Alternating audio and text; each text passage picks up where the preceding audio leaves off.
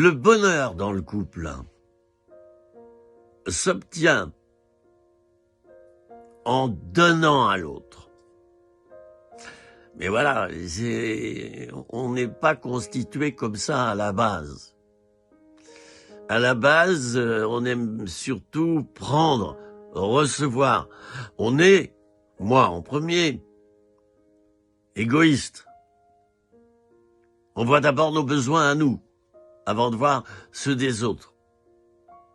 Ce qui n'est pas faux en soi, mais si on en reste là, si on vit dans cet état d'esprit égoïste constamment, ben le couple, il va pas durer. Ben oui, tu penses qu'à toi, qu'à tes besoins. Alors, qu'est-ce que tu as fait à manger? Ah ben c'est pas bon, ou c'est pas à l'heure, ou l'enfant écrit, va t'en occuper, etc. Ben oui, tu penses qu'à toi, tu penses qu'à toi. Hein? La survie du couple, elle est là quand on communique bien, je l'ai dit, quand on s'aime, et quand on se donne. Quand on se donne pour l'autre. Et je l'ai déjà dit dans une courte vidéo, c'est un sacrifice. Il n'y a pas d'amour sans sacrifice. Sinon, c'est du plaisir égoïste. C'est pas de l'amour. C'est de la prise de plaisir égoïste. On aime pour se faire plaisir. Alors, l'amour, c'est donc se donner. Mais il faut qu'on arrive à le comprendre.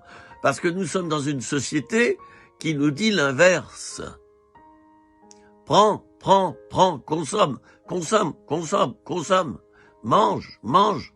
Dépense, dépense, dépense. Allez, vas-y. Amasse, amasse, pour toi. C'est comme ça que tu deviendras heureux. Voilà ce que te dit la société actuelle. Et ce message est complètement faux, les amis. Et il est même dangereux. Parce qu'il y a plus de plaisir à donner qu'à recevoir.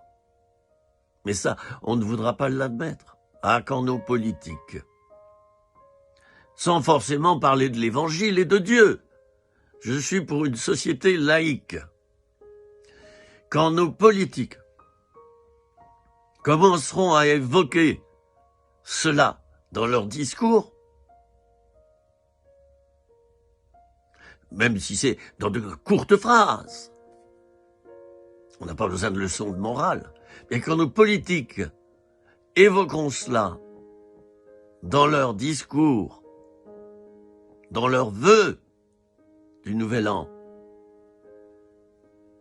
la société commencera à bouger et à changer. C'était 3 minutes, rien que pour toi.